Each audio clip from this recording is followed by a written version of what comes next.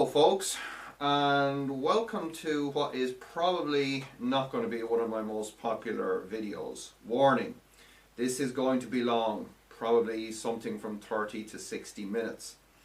In this video we are going to show you how to wire up your Gen 3 Tesla battery charger to one of our new open source controllers. So if you have purchased one of these controllers or you have built one from the open source designs and want to know how to connect it to your Gen 3 charger, then please stay tuned. Otherwise it's probably not going to be the video for you, but of course feel free to watch, and there's some kind of, some general interest stuff in there as well. So let's get to it and adapt what is a North American spec Gen 3 charger that we have here on the bench to open source control.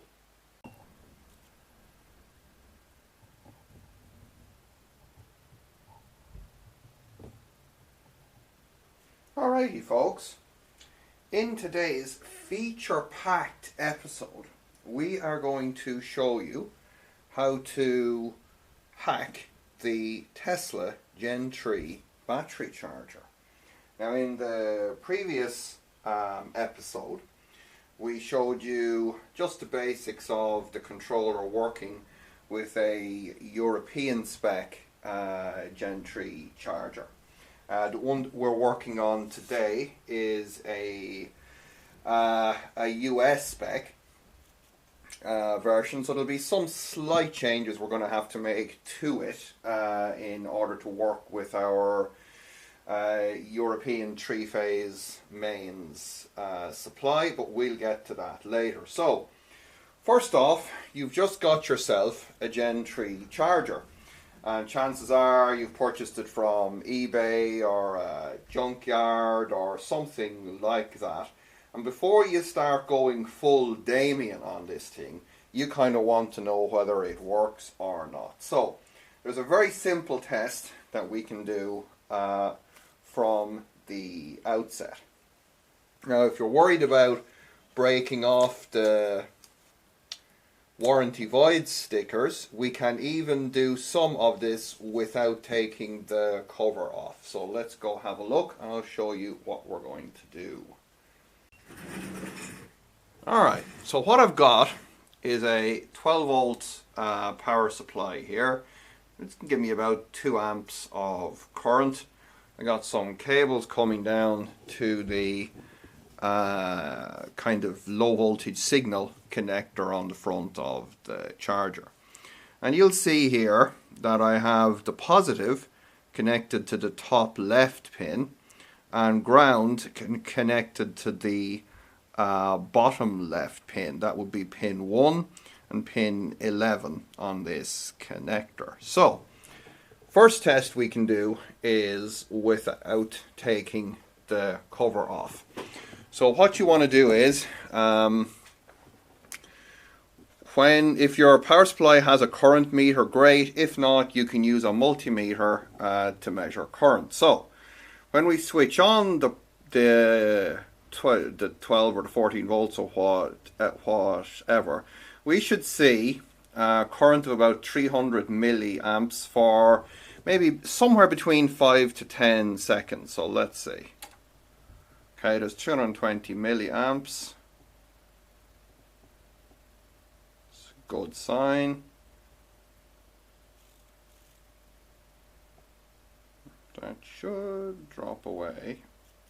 Depends on charger firmware and stuff like that and how long it takes to error out. But basically, if you see that you're drawing, somewhere around, let's say 300 to 400 milliamps, that is the first, let's say, test passed that you have a good charger. So the next thing we're going to want to do then is to take out all of these screws. So I've done that earlier, and break the warranty seal and lift off the cover of our North American spec Gen 3 charger. Now,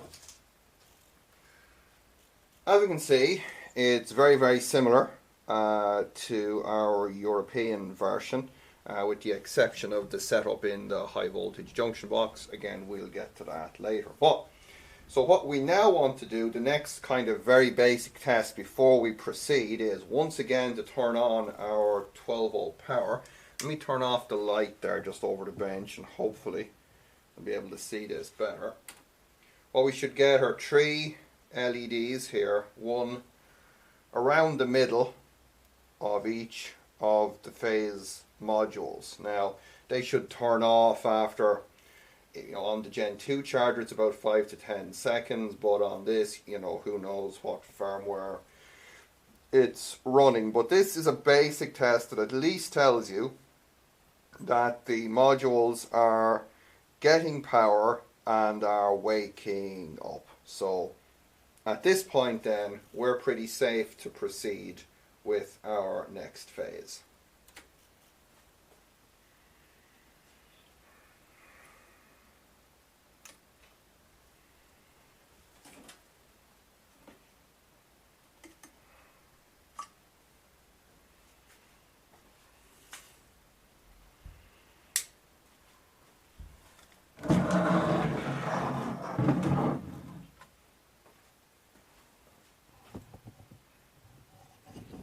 Let's get you in here a bit.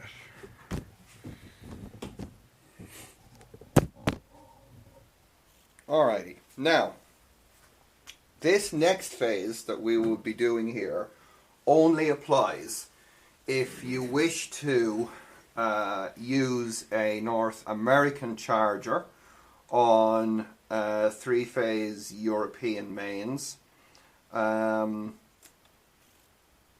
And so if you are in North America and you have a North American charger, you don't need to do this. Or if you're in Europe and you have a European charger, there's no need to do this either. But as I say, this particular charger is a North American model. Now, what's different about it? Well, you may recall in our discussions about the European charger that there were 4 of these contactors in the high voltage junction box section, and they're designed to allow for DC fast charging by connecting the battery terminals directly to the AC input terminals, which would be going to the charging port, thus bypassing the power modules entirely. Now, a lot of things I like about America, one of them being that they have insane amounts of electricity available. So what happens is that our power module AC inputs here are basically connected in parallel and are connected, you'll see here there's 2 bolt terminals here, which would be connected to L1 and L2 of a American 2-phase 240 volt system, and that basically then sees each of the power modules getting to 40 volts 60 hertz AC. Now in Europe we don't have that kind of single phase power available. But what we do have in some places, not everywhere, particularly in this country, is 3-phase power. And it's basically 230 volts phase to neutral and 400 volts phase to phase. So what a European charger has got 4 of these bolt terminals, and the neutral, so these guys are common together as they are here, but each live can go to its own phase, so that each, again, power module will then see 230 volts 50 hertz when we're on 3-phase. And you can of course parallel 2 of them and get up to, with this you'd be up to 12 kilowatts, which would be more power than my entire house can supply. So what we're going to do here now is, I don't want to go ripping out the high voltage junction box. I want to pretty much leave it as it stands. I want to be able to use the fuses and all that stuff here. So what we're going to do is we're going to leave the neutrals bused together, and I'm going to call this module 1. I'm going to leave its live connected back here to the L1 terminal. But this module and this module need to have their lives disconnected, so that when we're on single phase we can just connect here. This charger will get single phase. When we're on 3 phase we can put neutral here, L1 here, and then L2 to this one and L3 to this guy here. So let's do it. Then, as Uncle Rob would say, it's time to unleash the beast.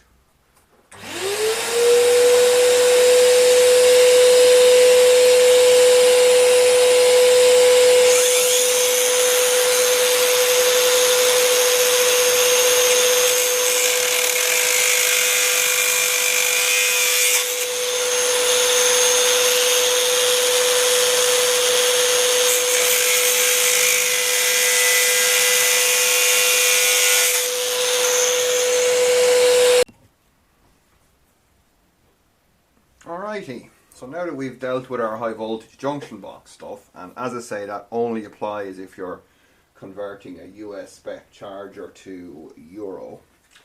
Our first phase of the actual operation of connecting our open source controller is that we need to gain access to the signal wiring between the logic board here, which is the vertical PCB, and our charger phase modules. Now, Elon helpfully secretes this kind of resiny goo here over the terminals and the solder connection. So our first task is going to be to carefully remove said goo. So what I have found so far, and if anyone has a better idea, by all means answers on a postcard, I'm going to try just using a craft scalpel to pretty much cut this stuff away. I'll show you me doing it on one of them here, and then I'll go and do the other 2 off camera in case anyone has a brain fart from a 10-hour video of me cutting away musk goo. So here we go. First incision. I've noticed as well that the goo on this American charger is a different consistency, different format of goo. Look at that goo. This is actually more like foam. The other stuff was a much harder kind of a substance. This is actually coming away relatively easily. So this stuff's fairly harmless getting down in around the charger because it is obviously an insulating material. But what we want to do is just be careful with our knife that we don't stab anything in here that's not stabbable. So I'm going to just switch to a screwdriver here now and just kind of break it away.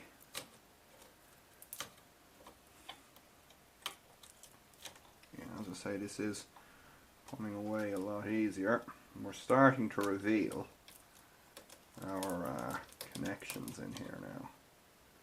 These are the guys that we need to talk to, and that will allow us to take over control, to break the hold of the Elon.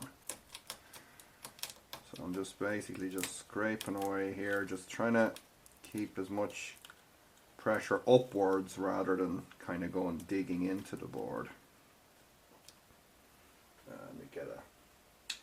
Let me just get a tweezers there.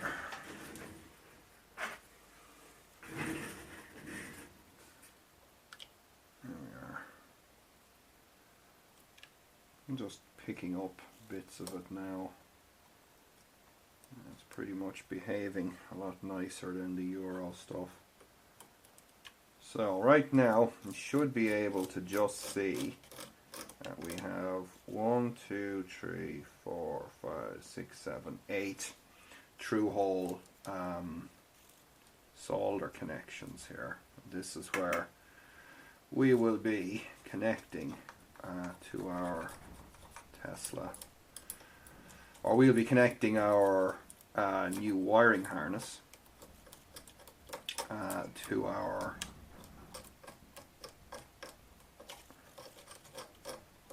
charger power modules. So you kind of get the idea now. I'm going to go ahead and do the other two here off camera, and we'll come back then once we have as much of this goo pulled out of here as we can, and we'll. Alrighty, so now that we have, you know, as much of this goo removed from our signal terminals here, the next phase of the operation is we want to remove this loom here. It goes from the logic board all the way back to the high voltage junction box. So let's get to it. Pretty straightforward. Just going to take a screwdriver to push down the, this is a JST connector. So watch as I make a fool of myself here now, because we're on camera obviously.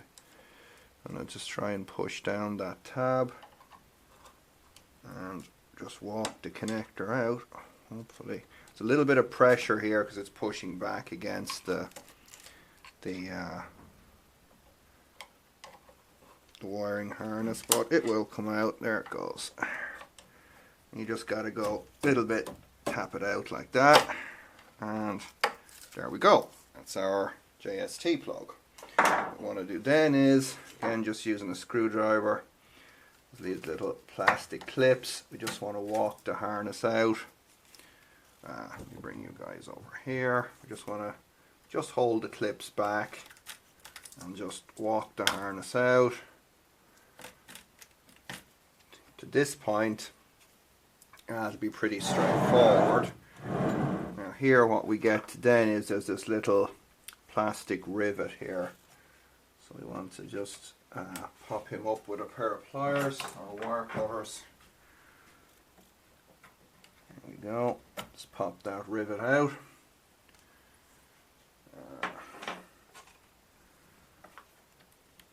Just again, we're just walking the harness around here, and then come around here and just push back this kind of a, it's a kind of a what's the name of it, a channel here for the wire. That's it. And once we get to that, just push in our tab. It's just another JST plug here, and that's our wiring harness pulled out. Alrighty, now we're now at the point where, and this is the thing that was kind of holding me back for quite some time, is how do we connect to our charger phase modules here whilst having this logic board in a kind of an immovable position. Now I did go full butcher on the previous one, and I did get it out in bits. There was a piece of it here over by the connector I just couldn't budge without causing extreme damage. Now one of the reasons that I wanted to do this on the previous charger was down to the CAN bus. Now the CAN is on, if we go from pin 1 here on the left to pin 8, the CAN is on pin 5 and 6, CAN low and CAN high respectively. Now that CAN is looped via the PCB for all 3 modules, and at each end of the PCB there are a set of termination resistors. They're quite easy to see here down to the left. They're R42 and R45, so if we wanted to get those off, it'd be very simple. Now on this end of the board, so if you picture this is this piece of the board here. On the back of it, so facing the front of the charger, you'll see here there's a CAN transceiver.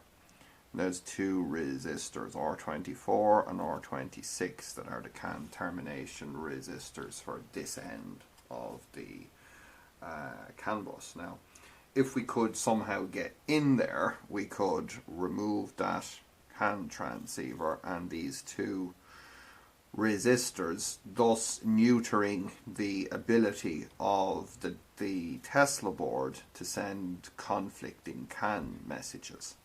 Now, that would be potentially feasible.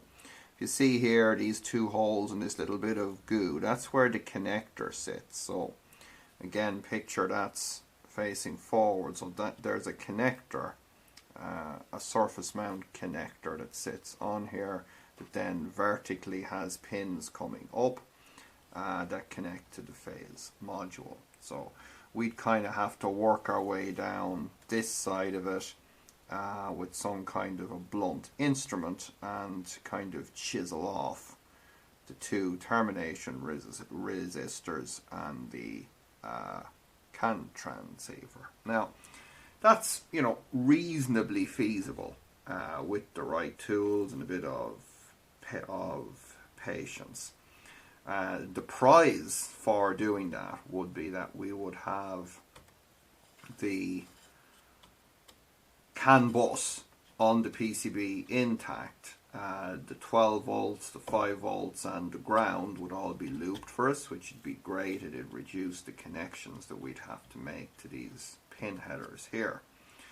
The only thing left then is that we would have the logic board potentially fighting the enable signals. We would be sending the 3 volt enable and activate signals to the phase modules, and the logic board would be trying to turn them off. So basically that leaves us with one practical option, which is to disconnect the logic board from the phase modules. Now, I've came up with a procedure that I'm now going to demonstrate. Alrighty, so what we're going to do now is we're going to attempt to isolate this module here using some pretty basic tools. So what we're going to need for this is going to be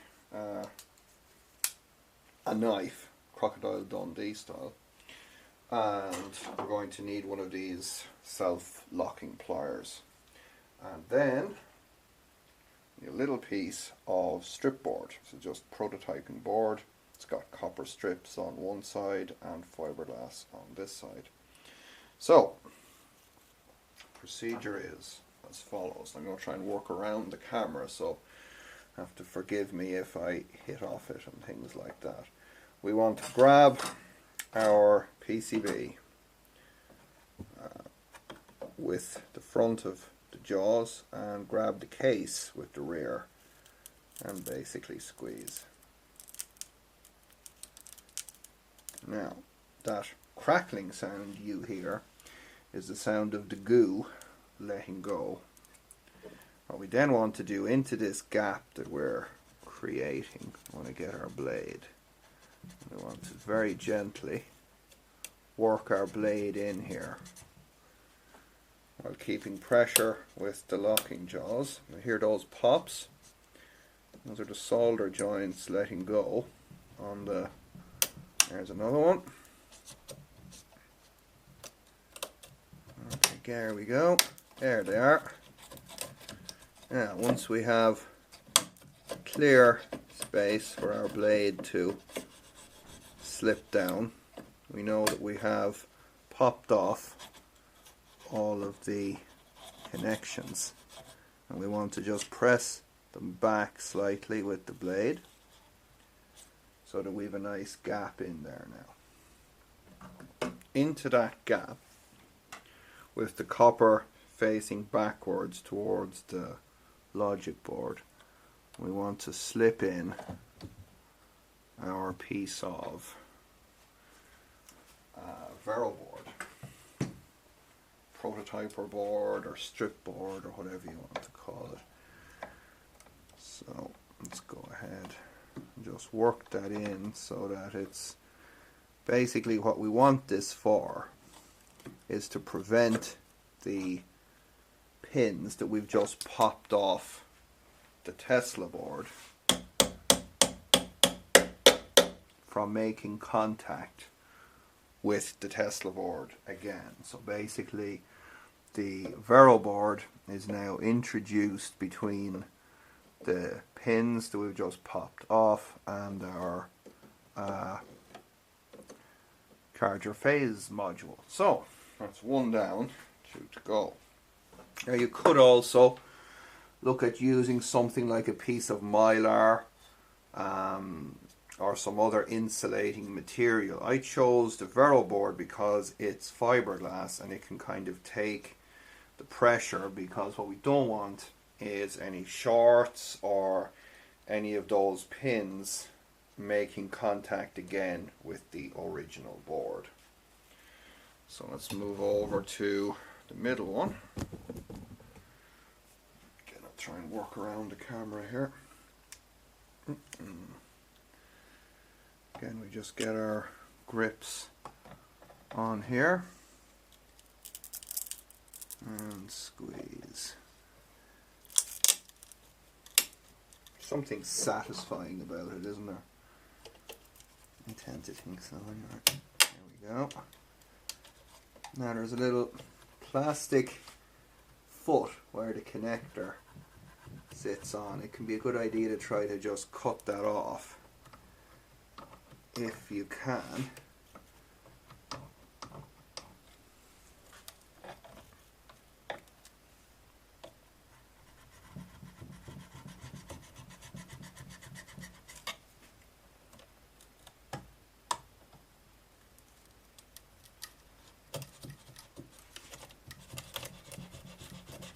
There we go.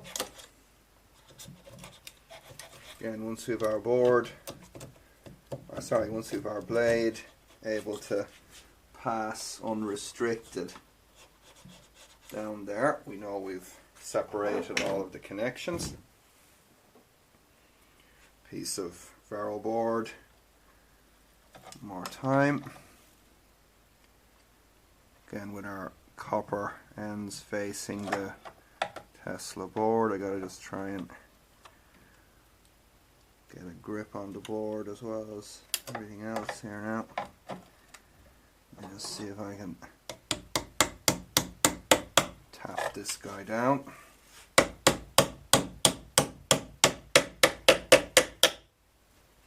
And we're done. That's number 2.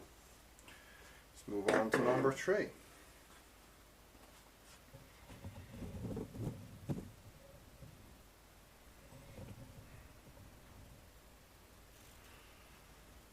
It's pretty much the same deal. Let me grab a piece of Vero board.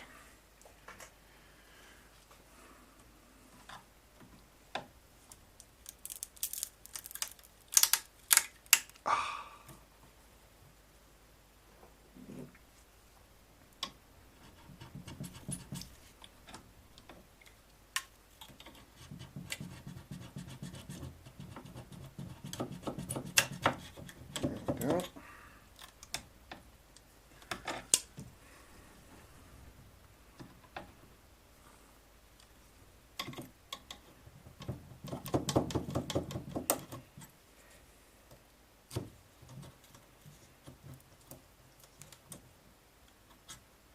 You want a fairly strong knife here, so I wouldn't try using a Stanley knife or something like that. You do want something with a pretty strong blade that you can just cut across and separate all of those pesky connections. There we go. I'm probably just knocking components off at this stage. Yeah, I am. So that's all done. It's a barrel board, copper strips at the back, and just tap them home. And that's it.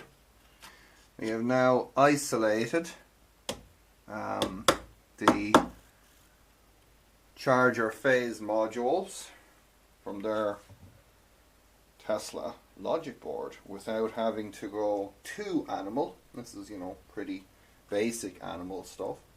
So there we go. Next phase. Okay.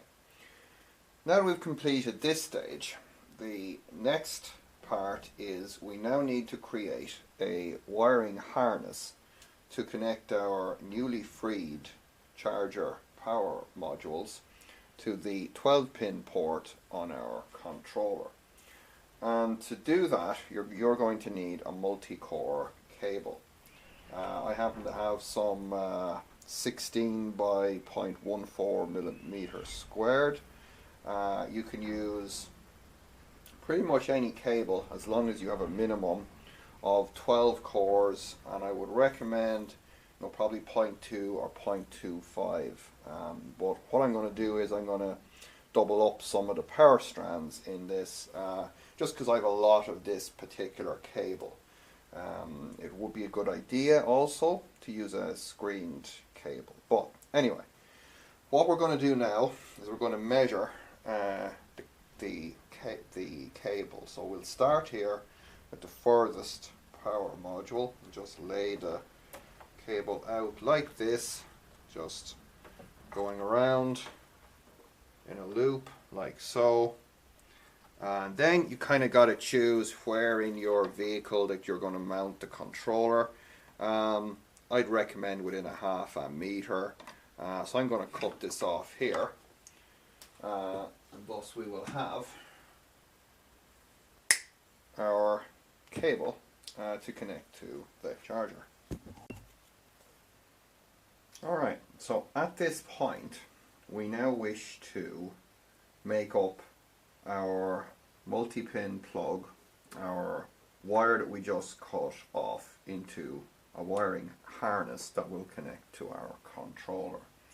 Now, the plug is a Molex part number 33472-1236. Pins to match it. And as I say, this is where your experience will differ just to having different type of wire. So what I will be doing is on the ground and the 12 volt power, I'm going to basically triple up some of these strands here to give me more cross-sectional area. Obviously, if I had a a heavier duty cable or a different kind of cable, I'd have to make a decision on how to proceed with that. Now, there is a wiring diagram, or sorry, a wiring pinout for this plug on the GitHub page for the Gen 3 charger controller. There'll be a link in the description to that. So, by the way, the part number for these pins is on that pinout as well. It is 33012-2002. Now, if you have the Molex crimper for these, great. If not, we will be showing you today how to just do it with a normal pair of long nose pliers. So, pin 1 is looking at the back of the connector. Pin 1 is the top left, and it goes 1 to 6 from left to right, and then 7 to 12 along the bottom. And if you look carefully, you'll see there is a pin 1 and a pin 6 and a pin 7 and a pin 12 here.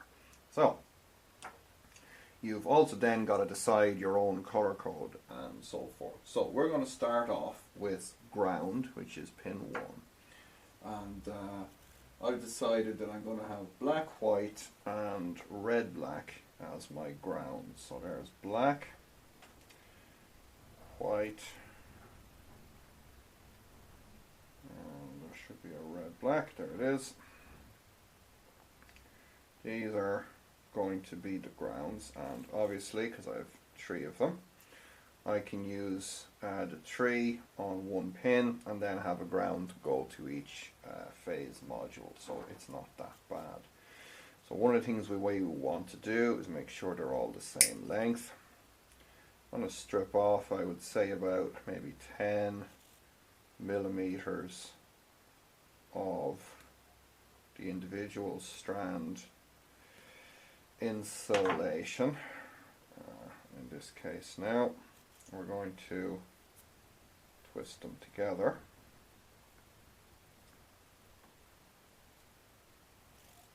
Take a pin. I want to place the wire part, the bare wire part, into the wider part of the jaws, and the insulation part into the slender part nearer the end. Hold it in there just with your thumb and forefinger, and take the pliers, trying to really soldering iron. Just gonna just hold that in like so, and then fold in just a little pinch, and then fold in one wing, press it down, and fold the second wing in on top, just like that, and then repeat the procedure for the smaller wings, as these are designed to grip the insulation of the wire and provide some strain relief. Now, let me try and show you that. I don't know how that's going to come out. I'll show you 1 or 2 more. Now, because we're using fairly thin gauge wire here, I'm going to do something that I know I'm going to get a "Damien, you're doing it wrong" speech for. I'm going to put a small bit of solder into this part of the terminal here. Now, I know there are people out there that don't believe in soldering wires on cars. I'm not one of those people. Here we go, all done. That just makes sure that we get a nice connection there. You don't go mad. There's a small bit in there to do the job. Now, I'll do 1 more crimp, then I'll go ahead and complete the crimps off camera. I'll show you how to populate and close the plug. So the next pin, pin 2, is ground, and I've decided, the first pin is ground, where I have here. Pin 2 is 12 volts power. So I'm going to use red, red, white, and red, green. So there's red, red, red, white, there's red and red, white, and there's red, green. There we go. So again, what I can do is just common them here on a terminal, and then each phase module just gets 1 wire. It's kind of a handy way to do it in a certain way. So again, about 10 millimeters of insulation should come off each one of these guys. If you've got a little mini wire stripper, it'll be better than my butcher method, but a wire cutters works fine. Now again, just to repeat the procedure here, ensure that you put the bare part of the wire into the main jaws of the crimp tag. Take your pliers, go around the back and just pull them in gently, then fold in 1 wing all the way down and squeeze. Fold the second wing in on top of it, squeeze, and repeat your procedure for the smaller wings on the back here. So 1 in, and 1 on top of it, and squeeze. There's no need to go mad, there's no need to go Hulk on it. Then we'll do our controversial bit, a little bit of solder.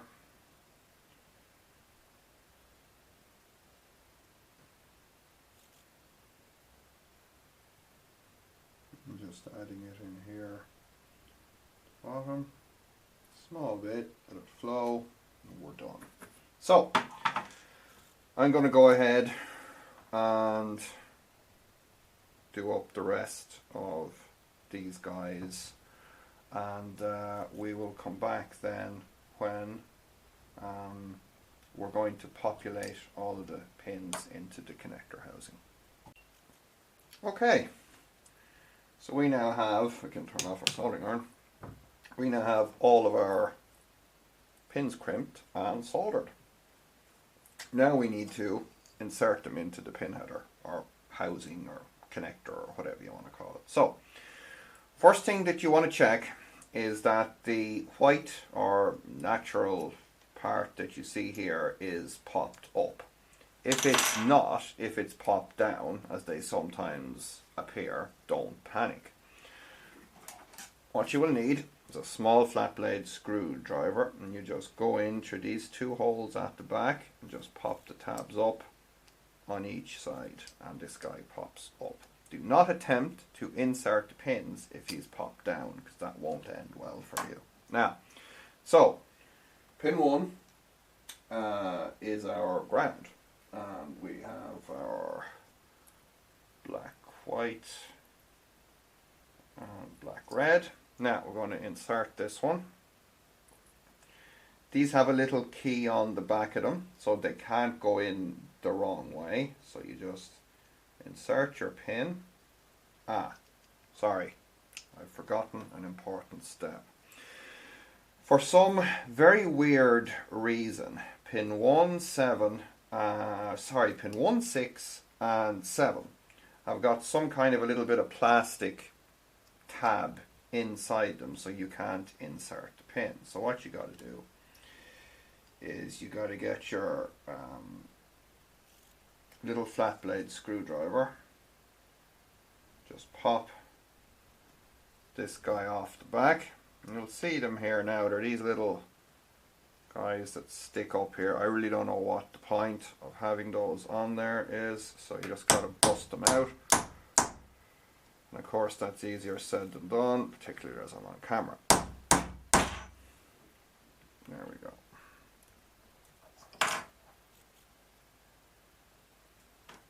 Make sure they're all gone.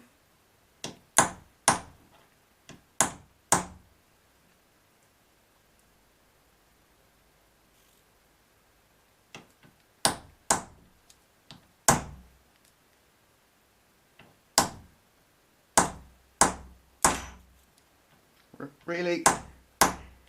Seriously? There we go. Alright. Once you get those three popped out, I'm going to put your little plate back on the back, and we're ready to go. So, pin 1 is ground, and we take our pin and insert it as far as we can. We're then going to use a little spike or a pin or a needle, and we just push in until you hear a click, and that's it. That one's in. Next one is our 12 volt positive. It's in here. Again, we just push in. Just locate our spike, push in until we hear a click. So I'm going to go ahead and populate these, and then we'll come back for the next stage. Alrighty, so next thing we want to do is to basically strip off about this much insulation. So measuring from the furthest pin on the furthest module to the furthest pin on the nearest, plus a little bit of slack for, you know, twist and shout. So now that we have our harness stripped down to pretty much the required length, what we want to do is thread it in. So what we are going to do is we're going to come in through this guy here. Now there's one step I missed. So see this green thing here.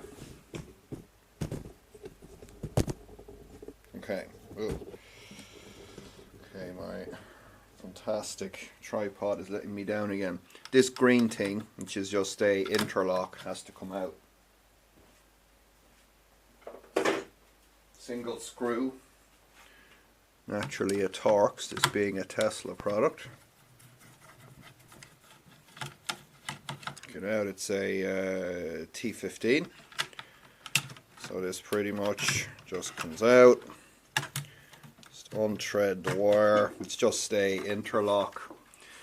That was used by the original logic board so that it wouldn't switch on the charger if you didn't have your I'll get rid of it later, but just get it out of the way for now.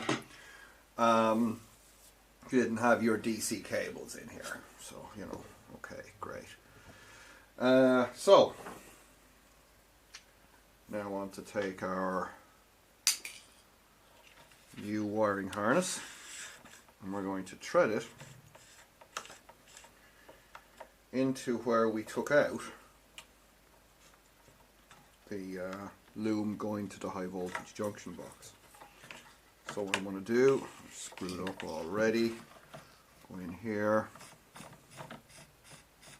this guy, about that much, say, and we're going to just do again just the reverse of the procedure from before. Just got to let this guy come out a bit so I can get my cable into this little channel here. It's just going to fight me a bit. Here we go. There we go. This goes into the channel like so, into the clips, and I'll bring it in now a little bit. A different routing to the way that I did it before. Let's bring you guys up. Oh, great. People wonder why. Now, here we go. Okay, so we're up here. What I'm probably going to do, just looking for a route here now. Or let's see, yeah, I'll probably go something like that. I'll leave.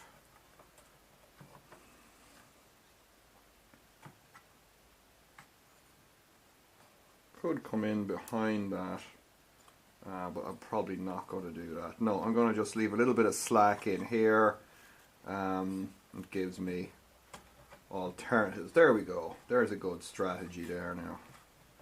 There's a good strategy for that wire, and then we reach, you know, all the way across. I've got a bit of slack here for playing around, and then I can just kind of, when I get where I need to be, just kind of snap it in there like that, and then we'll put a bit of our own goo on that here to keep it in place. But that's basically the harness fitted. Now pop it back out, because next thing is we need to prepare these joints for soldering. Now let me move the camera in here a bit so that you guys will be able to see this without falling down, please. Thank you. There we go. Okay, super professional. Now, so right now we have on our 3 modules, we have 8 solder connections here that are pretty much still got bits of the musk goo on them. So first thing that we want to do, we want to get rid of that remaining musk goo, and then we want to flux these, and then we will start fitting our wiring harness. So naturally I'd forgotten to turn on the soldering iron, so we'll get that warmed up, and we will also, what we want to do here is start putting a bit of leaded solder on here, because this will be a lead free situation. So we need to get the lead in as opposed to getting the lead out. Come on, soldering station.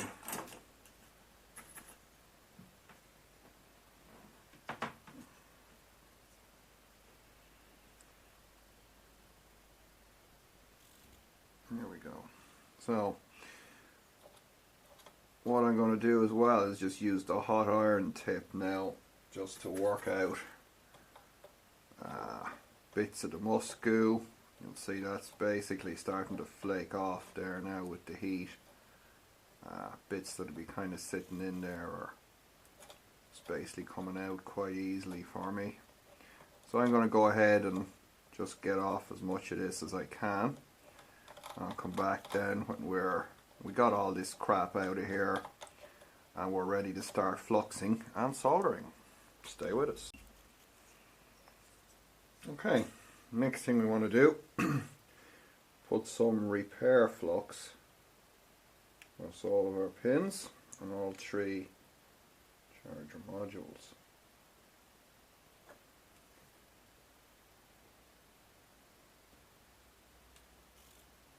Yeah. Reminds me I gotta order more of this stuff. It's fantastic. Now, what we want to do next is we want to start getting that flux in. We want to start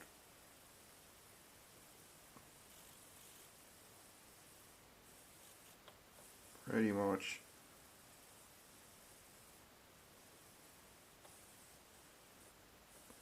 little bits of solder on there. We're not hoping to tin the pads, we just want to clean them. Want to just use the flux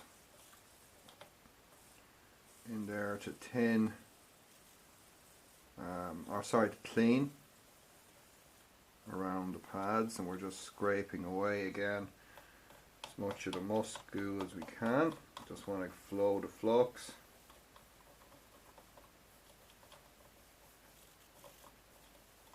We will tin them very soon now when we come to getting the wiring harness connected.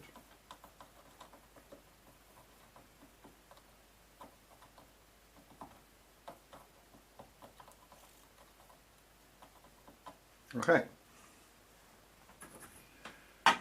Right, next up we need to connect the harness. Now, stage 1 is going to be connecting our 12 volts. So from my left here, so from here to here, pin 1 to pin 8, the order is as follows.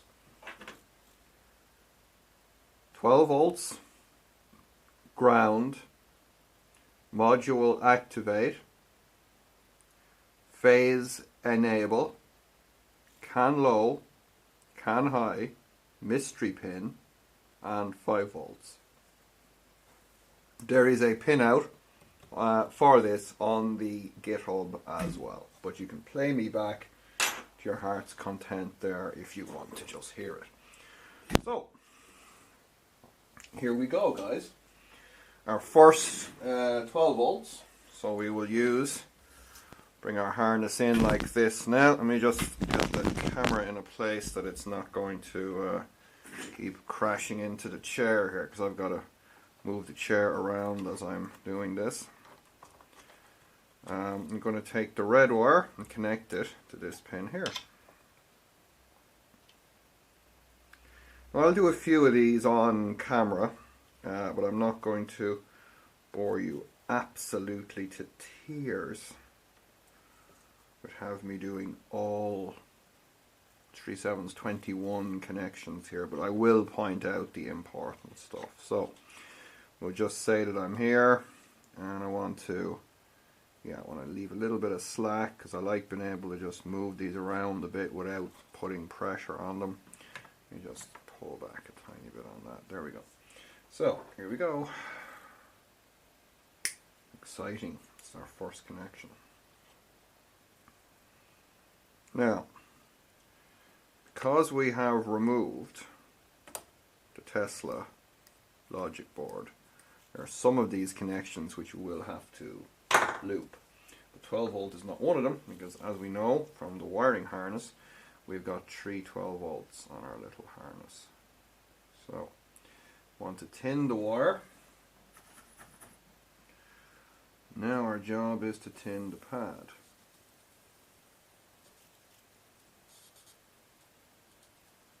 The key to doing that is to get a good hot iron and put a good bit of pressure onto the onto the pad. And what I'd recommend then is, when you're dealing with thin wires, so little tweezers, like so, get a good bit of flux on there, and pretty much flow your wire, loads of flux, and there we go. There's our first wire soldered on.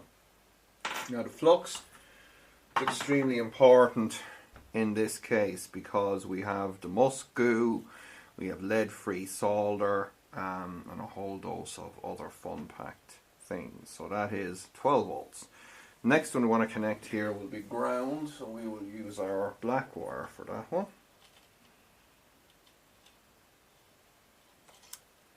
Again, we'll leave a little bit of a loop on there, just a tiny little bit of a loop.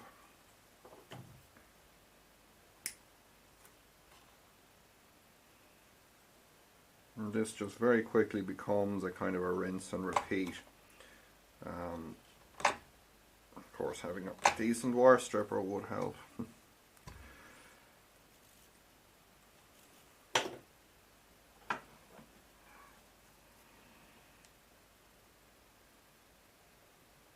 So we tin wire, and we want to tin the pad. We just get in there, plenty of heat, and just work it back and forth, and you'll just see the solder will flow nicely onto the pad. Take our little tweezers. Again, obviously you want to watch out for shorts here and stuff, and again the flux helps greatly with that because solder just wants to flow onto the joint instead of bridge across. Now, there are 12 volts and ground connected to this particular charger. I'm going to go ahead across the rest of the modules and connect all of the single wires. I'm going to connect 12 volts, ground, enables, activates, and things like that. We'll then come back and I'll show you how we do the loops between the signals that we need to loop. Okay, so we now have 12 volt ground, activate and enable connected to all three. So this leaves us with 5 volts, can low purple and can high orange. So because we have taken our Tesla board out of the equation, these are no longer looped through, so we need to loop them through. So can high is pin 5, or sorry, can low is pin 5, which is our purple. So I'm going to cut the purple here. I'm going to keep this little piece, strip it, clumsy as usual, and go ahead now and strip the spare piece. I'll join them together, and let's get some solder on there.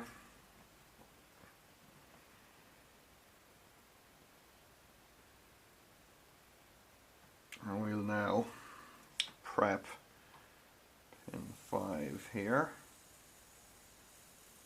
Want to use our flux and solder and so on as we explained to clean the pad, and there we go. Make it suck up some of the leaded solder, and then clean off any musk goo that frees from us. Free the musk goo. And we'll go in here now with our double wire. This is our can low. Oops, not the best connection. I don't want it sitting on the. I'm just being stupid now. Not hard for me to do that, but try not to be that stupid on camera. There we go. Got it. So that's our can low purple here.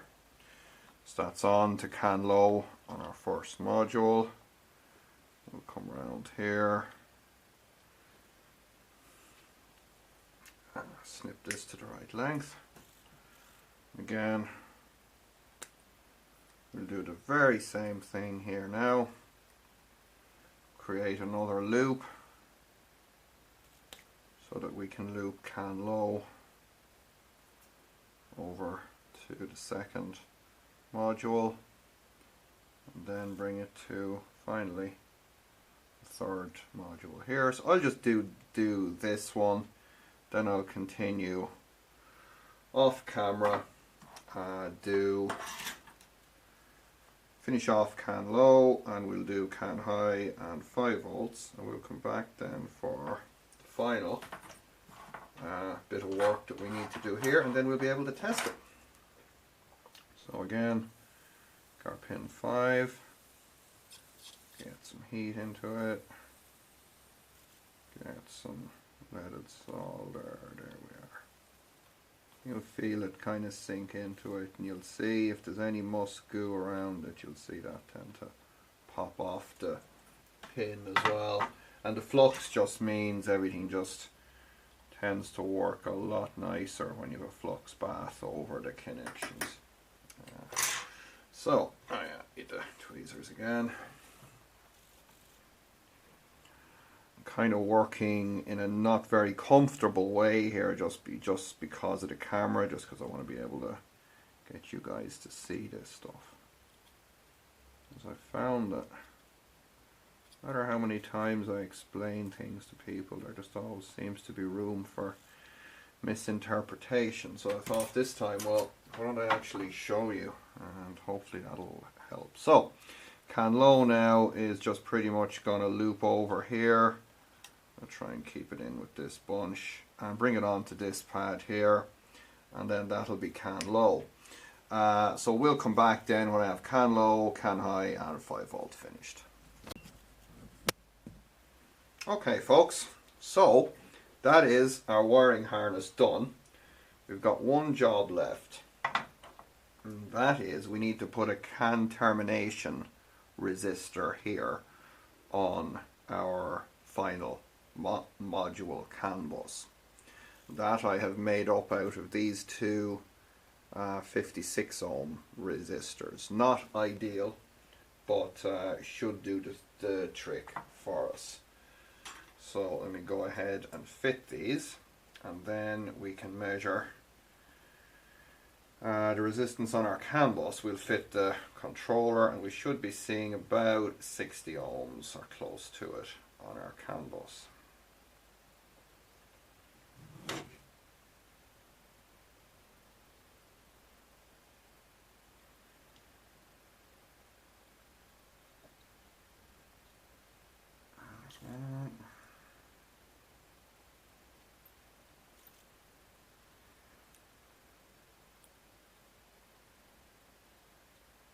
There we go.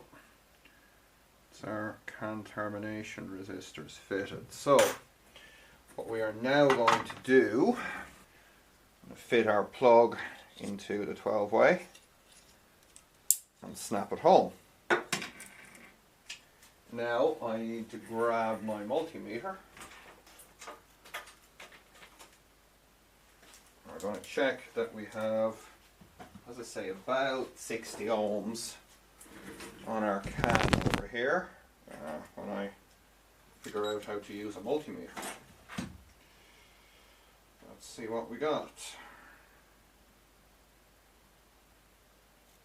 Yeah, 57.8.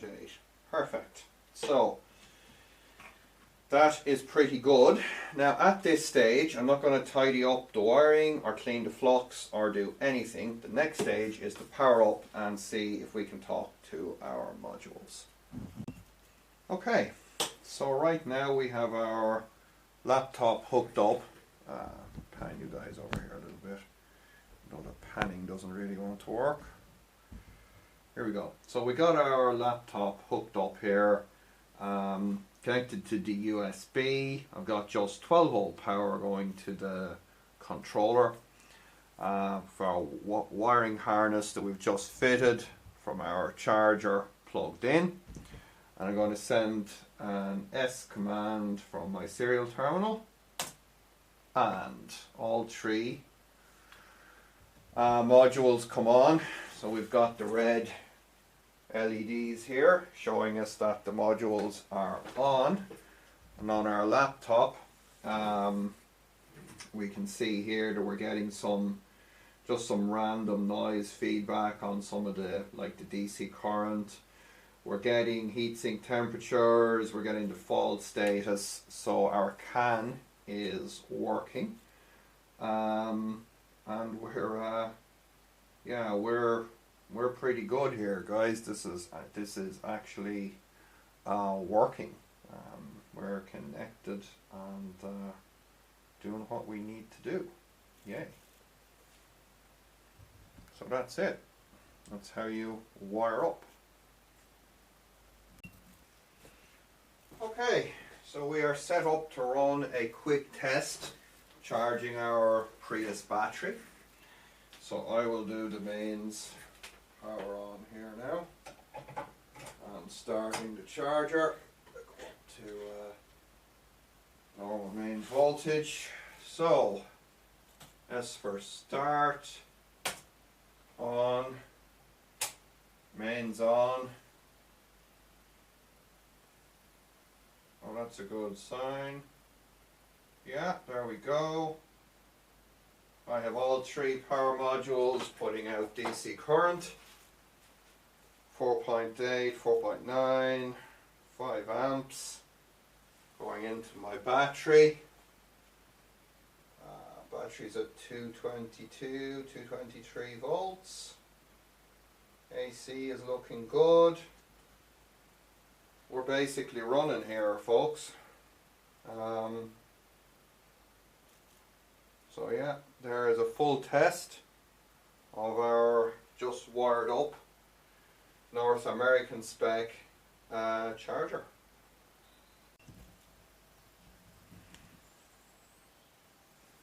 Alright, so last pieces of the puzzle. We want to use some flux remover, just a little dab of it,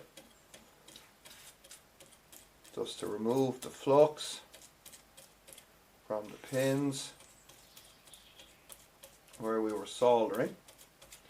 So we'll just brush it in with the brush, and then just use a paper towel and just kind of blot that out. Just blot out that flux remover. And that just soaks up the kind of random flux and bits of crap that may be left over in there.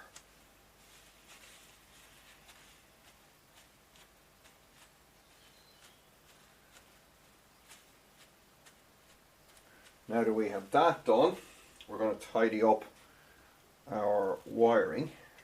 So we'll start over here at the left and just start to make a little bundle up, and just tucking them in wherever we can find. Something like the little tweezers is just ideal for just getting them down there. You know, just don't want anything to be pinched, but we kind of want them kind of in where they're not going to get, you know, caught in the lid, or there we go. So they're not going to get caught in the lid or otherwise damaged. The good news is the lid on these Gen 3 chargers sits up quite high, so there's no need to worry about having, you know, things like this sitting here. They're just not going to have a problem.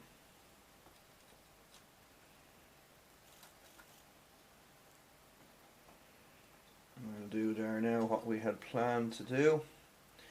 We'll just tuck our main cable in there through that little gap. Just a little bit busy around here. Let me just try and make sure all these wires stay in pretty much one way. So once we get in there, I'm just gonna a little bit of pressure on that just to tuck it in there. There it is. That's blue wire as a spare. It's kind of for future development work. So that is our little wiring harness tucked in. So what I'm going to do now is, just before we seal everything in here with some goo of our own, I'm going to make sure that we haven't got a problem here and we can still communicate. Alright, so just verified everything's still working as it should. So I'm going to go ahead with some transparent sealer, pretty much just glue the wiring bundles here and reseal everything.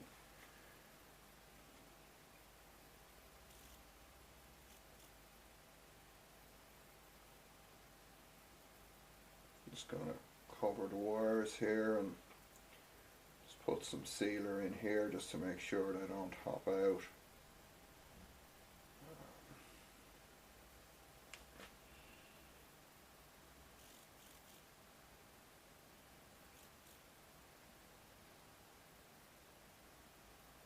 Blob on there, blob in there.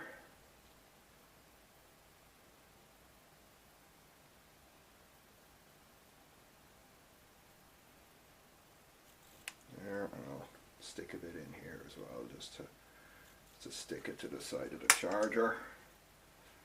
That is pretty much us.